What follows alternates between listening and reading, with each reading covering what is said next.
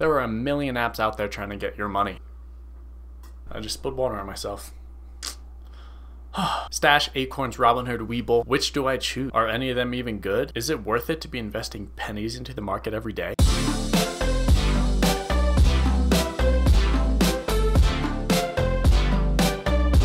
What's up, you guys? I'm Jacob Fisher, and let's figure out the best way to passively invest your money. There are so many apps out there that want you to sign up with them. The trick we need to figure out is which are truly commission free and which we should use to invest our money. Let's break it down into some simpler things though. Stash and Acorns are both very passive apps, and you tell them how much you want invested every single week. They do it for you. You don't need to choose anything except for your levels of risk. Acorns, in this example, invests your spare change for each transaction you make. Say you spent $1.60. Acorns would take that difference, 40 cents, and invest that at the end of the week for you. Those transactions eventually add up and equal some serious money at the end of the week, depending on how much you go out and spend. Both Stash and Acorns offer this feature, but Acorns was kind of the one to come up with it, right? Invest now to grow into a large fund later, and Acorn turns into a mighty oak tree later, right? Stash and Acorns both offer IRA accounts and banking accounts, but to keep this simple, we're going to focus solely on the investment accounts. The same goes for Robinhood and Webull. Stash and Acorns both cost $1 a month for you to invest on their platform. The simplicity and benefit a lot of people will get out of Stash and Acorns is the ease of access. You don't need to find ETFs or stocks to invest in personally.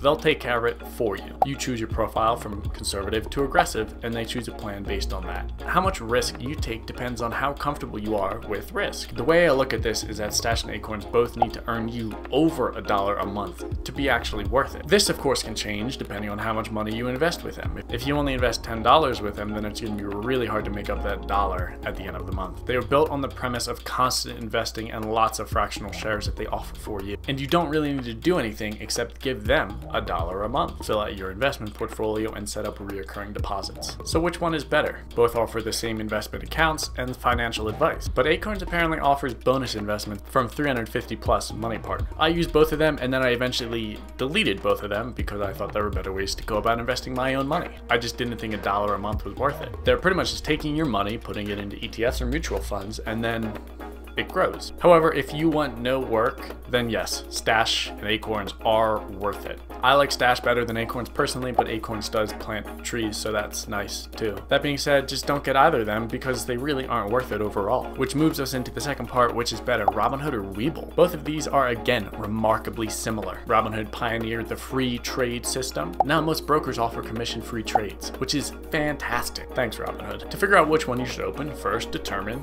if you need an IRA. If you do, Webull offers it and Robinhood does not, so you have to go with Webull. Both offer extremely easy ways to invest your money. They both offer automatic deposits, with Robinhood's interface being arguably easier to manage through than Webull's. Next thing to consider is how easy is it to reinvest your funds. Webull doesn't offer fractional investing yet, but Robinhood does if you get it in the line of millions of people waiting to get it. With fractional shares, Robinhood allows you to reinvest your dividends back into the stock, which is fantastic. You can also buy shares of Apple for like $50 if you really want to as well. A lot of major brokers also just offer this in general. If you can get a referral for free stocks, then I don't see why you shouldn't just have both of the accounts open. One free stock from Robinhood and 2 free stocks from Webull. That seems simple to me. If you're looking for a broker that offers semi-autonomous investing, then you can also choose a broker like E-Trade or Charles Schwab. Investing autonomously with E-Trade is pretty easy. For example, on E-Trade site, just go to Automate Investing,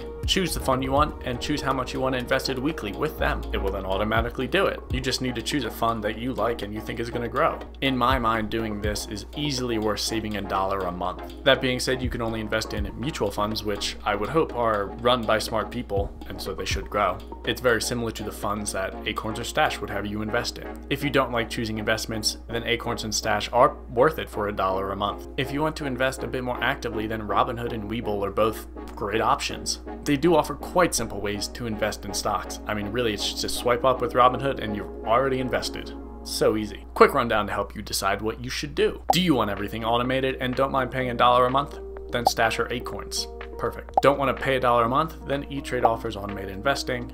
Other brokers do as well. Don't want to only invest in mutual funds, but want something super easy? Then choose Robinhood. Really, Webull is kind of complicated, so I'd recommend Robinhood. However, if you haven't gotten your 2 free stocks from Webull, then you should definitely do that from every finance YouTuber. You don't want to invest in mutual funds, but you do want to trade very actively, then you should choose a big name broker because there have been issues with Robinhood and Webull on their outages. That sounds pretty simple to me. I hope all this information helped you decide on which investing platform just might be right for you. If it did, then leave a little like down below and let me know. And if you're choosing one of these brokers or already use them, then leave a comment because I'd like to know that too. Until next time.